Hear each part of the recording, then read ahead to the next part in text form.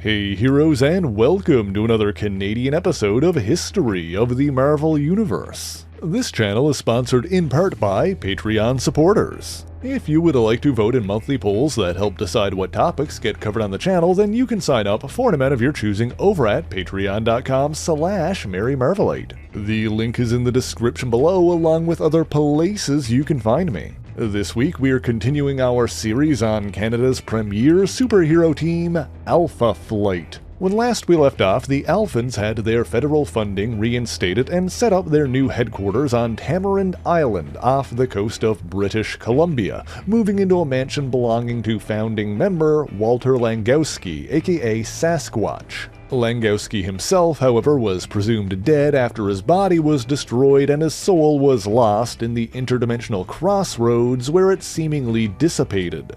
During this time, the team was led by Heather Hudson, who took over after her husband, the previous Alpha Flight leader James MacDonald Hudson, was seemingly killed in an explosion. Donning a similar high-tech battlesuit, Heather adopted one of Mac's abandoned code names to become the new Vindicator. Those under her command included Jean-Marie and Jean-Paul Beaubier, aka Aurora and North Star, mutant twins with super speed and flight. Originally, these two had the ability to generate a blinding light by joining hands, but when Aurora had her powers artificially altered, allowing her to glow alone, it made it so that physical contact with her brother actually temporarily depowered both of them. There was also Roger Box, a robotics genius who made up for his disability by developing a robot called Box that he could phase into and control. Naria, aka Snowbird, the shape-shifting daughter of the Inua goddess Nelvana.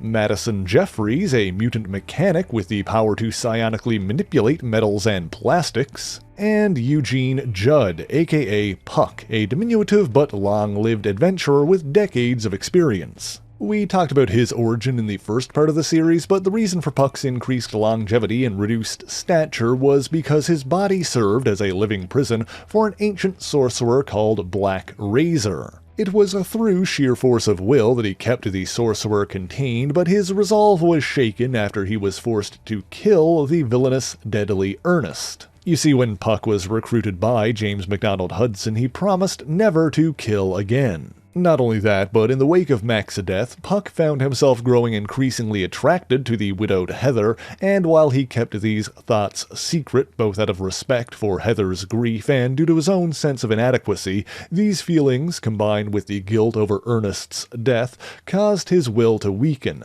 allowing Black Razer to rack his body with pain until the Dark Sorcerer was able to break free. This caused Judd to return to his original height of 6'6", but also caused him to rapidly age. Aurora, North Star, and Box attempted to hold off Black Razer, but in the end Puck steeled his resolve and voluntarily resumed his role as the Sorcerer's prison, regaining his relative youth while once again losing his considerable height. While that was going on, Snowbird had returned to Yellowknife with her lover, RCMP officer Doug Thompson, and the two quietly married. Meanwhile, there was an incident in which Heather, as Vindicator, aided her old ally, Wolverine, in a battle against the forces of Lady Deathstrike. After emerging victorious, Heather returned to Alpha Flight and found Snowbird stricken with some malady that her teammates were unable to identify. Snowbird insisted that the only one who could help her was her former guardian, Dr. Michael Two Young Men, better known as the missing Alpha Flight member Shaman. You'll recall from last time that Michael previously had a falling out with his daughter, Elizabeth, aka Talisman. After that, having lost faith in himself and his abilities, he found himself unable to use his mystical medicine pouch, and departed to the Canadian wilderness where he communed with the spirit of his grandfather. He embarked on a spirit quest and underwent a number of trials, after which his daughter, acting on behalf of the spirits, begrudgingly provided him with new equipment. And so when Shaman returned to Alpha Flight, he did so with a new costume and the ability to request aid from various spiritual entities. His return came none too soon, as it was quickly apparent that Snowbird's illness was no illness at all, but a pregnancy that was rapidly progressing due to her own divine heritage. Seeking a sacred place to facilitate this birth, Shaman communed with the spirits to find a suitable location. However, with her emotions amplified by her mystical crown, Talisman sought to humiliate and humble her father. Furthermore, while Shaman could converse with spirits, Talisman had the ability to command them, and had them mislead her father, directing him to a tainted place of power. To explain the history of this area, we must jump back in time to 1847, when two ships, the Terror and the Erebus, embarked on an expedition into the Arctic, only for both to become trapped in the ice. With little hope of rescue, the man leading the expedition, Sir John Franklin, left with approximately half the crew in search of help, leaving his chief science officer, Captain F.R. Crozier, in charge. 6 months later, in April of 1848, with no sign of Franklin returning and supplies dwindling, Crozier had little choice but to lead the remaining survivors in an attempt to hike back to civilization. In a matter of days, however, the frigid conditions began to take their toll, and while some men fell victim to the cold, the dead went unburied as the living pushed onward. By May 8th, hopelessness had overtaken Crozier, who concocted a desperate plan to survive, although doing so meant abandoning the rest of the crew. Ingesting an elixir of his own design, he placed himself into a state of suspended animation that would end when the temperature rose. He expected his crew to simply leave his body behind, but out of respect for their captain, they buried Crozier in the permafrost, inadvertently dooming him. To make matters worse, Crozier was still conscious throughout all of this, trapped in a state between living and dead, and over the following century he grew increasingly resentful. And so, getting back to the story at hand, because of Talisman's interference, Shaman brought Snowbird to this burial site, thinking it was a place of power suitable for a divine birth. However, during his imprisonment, Crozier had absorbed mystical energy generated by an impending planetary alignment, granting him the power to manipulate the forces of death and decay. And as Snowbird's child was born, Crozier's angry spirit latched onto the infant and possessed it. Manifesting an adult form around the child, Crozier dubbed himself Pestilence, and it soon became evident that Shaman was no match for the ghostly villain. With her father humbled, Talisman stepped in, declaring her intentions to defeat Crozier herself. However, her plan backfired when Pestilence overpowered her and ripped the enchanted coronet from her head.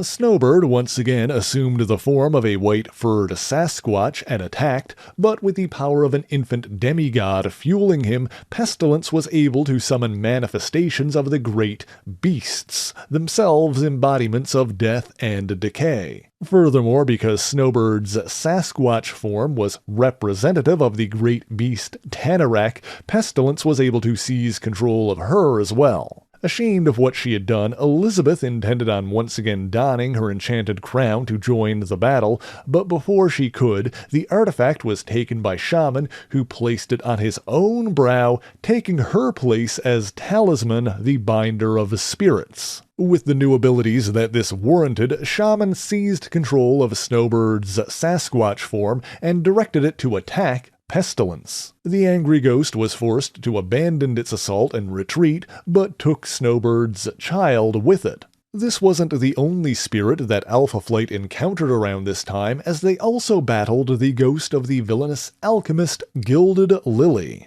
Previously, we talked about how she crumbled to dust while facing Sasquatch and Aurora inside the mansion that became Alpha Flight's new headquarters. However, her consciousness persisted within that dust, and when it was inadvertently mixed into the mortar during the mansion's renovations, Gilded Lily was able to possess the building itself. After that, she used Alpha Flight's chemical lab to conjure an electric elemental, dispatching it to retrieve her former lover and teacher, Esteban Diablo. She plotted to possess Aurora's body and forced Diablo to help her, even after he rejected her, but in the end Lily's schemes came to naught, and she was defeated once and for all by Alpha Flight. In the midst of these events, an unexpected romance began to blossom as Aurora began flirting with her teammate Box, finding herself fascinated by his intelligence, much to the dismay of her judgmental twin brother. Now, for the next part of our story, we need to turn our attention to another missing member of the team, the aquatic elfin Marrina Smallwood. Previously, we talked about her origins as a child of an aggressive and invasive alien species known as the Plodex, and how she was adopted and accepted by a human family who found her as an egg. We also covered how a villain calling himself the Master of the World tried to trigger a monstrous transformation in Marrina by bringing her in close proximity to a more feral member of her species. When we last left off, after realizing her inherent capacity for savagery, Marrina fled into the ocean, abandoning both her teammates and her would-be lover, the Atlantean prince Namor the Submariner. While Alpha Flight was dealing with threats like the ones outlined above, Marrina was captured by the undersea warlord Attuma, who during this time had seized control of Atlantis.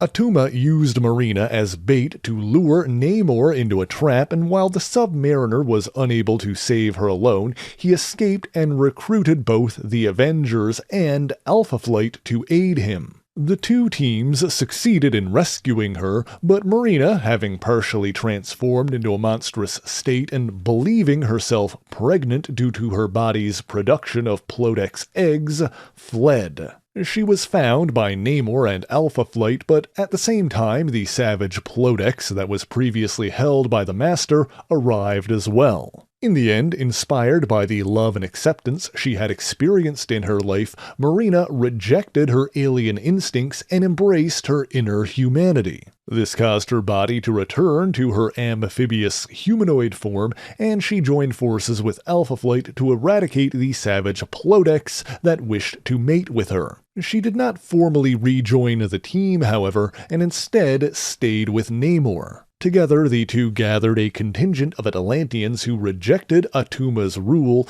and formed a new undersea city called Deluvia, where Namor and Marrina became husband and wife. The rest of Alpha Flight subsequently returned to Tamarind Island, however this adventure was not without consequences. During the battle with Attuma, having spent too much time phased into his armor, Roger Box, in a moment of panic, exited his suit and tried to surface, but was quickly stricken with decompression sickness. He survived by phasing back into the suit, but found himself trapped, unable to leave without experiencing severe side effects. This effectively put his burgeoning romance with Aurora on hold, as she fully admitted she was unable to love a man made from cold metal. We'll come back to that in a bit, but for the next part of our tale, we first need to jump back in time 14 years to Buffalo, New York. There, a woman named Melanie was approached by an infamous individual, Zebediah Kilgrave, the Purple Man.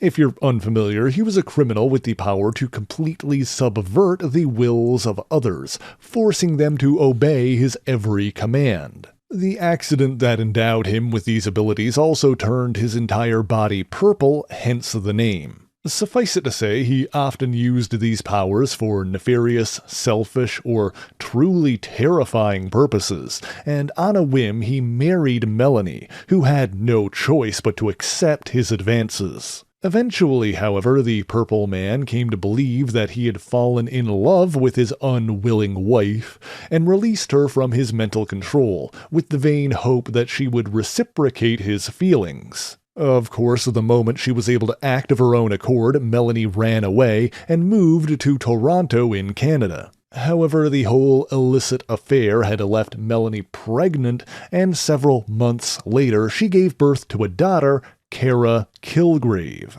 Growing up, Kara lived a relatively normal life, but then one day when she was 13 years old, her skin suddenly turned the same shade of purple as her criminal father. She naturally didn't know what was happening and tried to wash the color off before her mother found her and told her about her parentage. Just wanting to continue living her life, she began dressing in a punk aesthetic in the hopes of avoiding awkward questions about her skin tone. Now, it should be noted that by this point, Kara had developed a schoolgirl crush on the famous skier Jean-Paul Beaubier, who of course was secretly the Alpha Flight member North Star. When Beaubier came out of retirement for a special exhibition meet, Kara traveled to Alberta to see him. Initially, she was too embarrassed of her appearance to approach him and hid in a nearby bathroom, but when Kara unthinkingly told another girl to go jump off a cliff, Bobier was forced to use his powers to save her, revealing his dual identity in the process. This led to allegations of cheating, and while Bobier insisted that he would never do so intentionally, he accepted the possibility that he could have subconsciously used his abilities to gain an advantage and voluntarily retired from skiing once again. Kara, meanwhile, realized that she had not only inherited her father's peculiar skin tone, but his powers as well, and decided to use them to convince Northstar to become her boyfriend. But unlike her father, Kara realized that what she was doing was wrong. Finding herself unable to control her abilities, as anything that could be considered a command would put someone under her control, she had Northstar bring her to the other members of Alpha Flight. As a side note, another difference between Kara and her father was that those affected by Kara's abilities would also turn purple for as long as they were under her control, which was not the case with Zebediah. Alpha Flight debated what to do with the so-called purple girl, with some concerned about taking her in, particularly after what happened with Talisman, and when Kara began to fear that they might actually kill her, she forced Madison Jeffries to fly her back to Toronto. There, she justified using her powers for personal gain, much to her mother's dismay. But then, things nearly took a dark turn when Kara encountered a villain called the Auctioneer, who employed a mind-controlling gas to place her under his command and plotted to sell both her and Jeffries to the highest bidder. Fortunately, Kara was able to start resisting the Auctioneer's drugs, and while the villain threatened to hurt her mother, when he isolated Kara and prevented her from using her powers, he also freed Madison Jeffries from her influence, and he quickly alerted the other members of Alpha Flight to their location. In the end, Kara, in a fit of rage, commanded the Auctioneer to drop dead, not realizing the bag which prevented her powers from working had ripped open, and while he did pass out, an examination from Puck determined that his heart was still beating, and that he would likely recover once Kara left and her influence over him faded. With that ordeal over, Kara and her mother agreed to return to Tamarind Island with the heroes, who announced their intentions to form a new incarnation of Beta Flight for young heroes in training, and that the Purple Girl would be its first member. After that, there was an incident in which Alpha Flight clashed with a group of Sentinel robots that had pursued the mutant criminal Mesmero into Canada. In the midst of that conflict, Mesmero used his own mind control abilities to take a number of hostages, but the Purple Girl's powers proved to be greater than his, as she was able to override his influence over his victims, and in the end Mesmero was arrested by the Canadian authorities. Meanwhile, as all that was going on, Snowbird's husband, Doug Thompson, followed a trail of death across the country while searching for their possessed son. He tracked Pestilence to a North Woods mining town called Burial Butte, but while investigating the mine, he was infected with an incurable plague, surviving just long enough to report what he'd found to Alpha Flight. Of course, this ultimately led to another confrontation between Pestilence and the heroic team. Realizing that the divine heritage of the child he possessed was beginning to overwhelm and corrupt him, Pestilence forced Snowbird to transform into her Sasquatch form and commanded her to kill her son, which would release his spirit to find a new host. Vindicator tried to stop her, but not wanting to hurt Snowbird, hesitated just long enough for the white Sasquatch to do what Pestilence commanded. At virtually the same time, Vindicator unleashed a powerful plasma burst that killed Snowbird, hitting her target a split second too late. In the end, Pestilence's spirit escaped, and Alpha Flight were forced to bury an entire family, including a newborn child. Fortunately, some solace can be taken from the fact that the Inuit gods, from whom Snowbird was descended, permitted her to bring the souls of her husband and child with her while ascending into their extra-dimensional realm. Meanwhile, in the background of the above events, Madison Jeffries had been working on a way to help his best friend Box, and eventually enlisted the help of his brother, Lionel Jeffries, aka Scramble. In case you've forgotten from previous videos, while Madison could psionically manipulate inorganic materials, Lionel could do so with flesh, making him a natural surgeon. Using this ability, Lionel not only helped Roger safely separate from his box robot, but completely rebuilt his body, seemingly curing him of the congenital condition that cost him his legs. We'll leave that thread for a moment, but next let's turn our attention back to Walter Langowski, aka Sasquatch. As mentioned at the top of the video, when we last left him, Walter's soul had been cast adrift in the interdimensional nexus called the Crossroads. Well, as it turns out, his soul didn't actually dissipate there,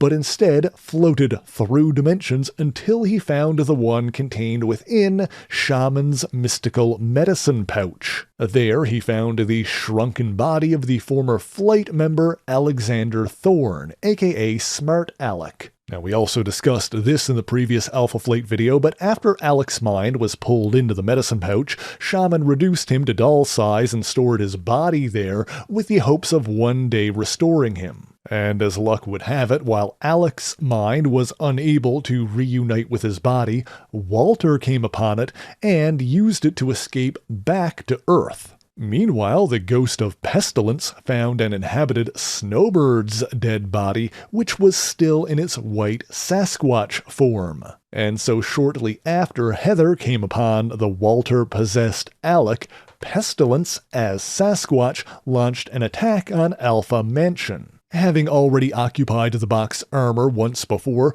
Walter's soul abandoned Alec's body and jumped into the unoccupied machine, using it to fight the possessed white Sasquatch. In the end, Walter forced Pestilence to eject itself from Snowbird's body, and Heather caused him to be pulled into Shaman's medicine pouch where, as a disembodied spirit, he would forever be unable to escape. Although in the battle, Smart Alec's body was crushed, along with any hope of reviving him. But because Pestilence had repaired the damaged and soulless white Sasquatch body, Walter's spirit was able to inhabit it, effectively resurrecting him. Back in the flesh, Walter intended on restarting his relationship with Aurora, much to Roger's chagrin.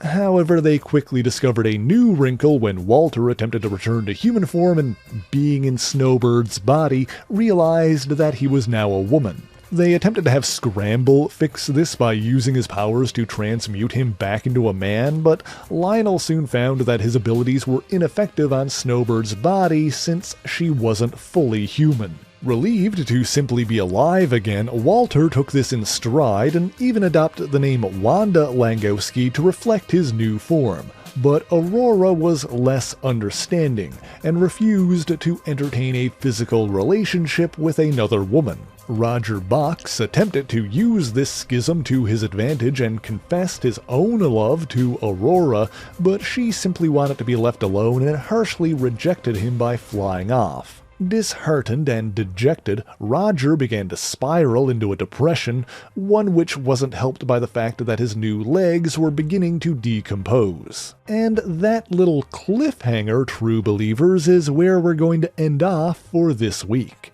That means if you want to know what happens next, you'll just have to let me know in the comments below. In the meantime, thank you so much for watching this video. If you enjoyed it, be sure to leave a like, subscribe to the channel, and share it on your favorite social media. As always, the issues referenced in this video are listed in the description below if you would like to read them for yourself, as well as links to other places you can find me. Let me give a special shout out to all of my Patreon and Ko-fi supporters, Twitch subscribers, and YouTube members who help make the channel possible. By signing up for any ongoing amount on any of these platforms, you'll get your name in these special thanks here, but Patreon is the one that helps determine what topics get covered on the channel via monthly polls. And of course, if there's anything in particular that you want me to talk about, be sure to let me know in the comments. But that is indeed all I have for you this week, and so until next time, true believers, Excelsior!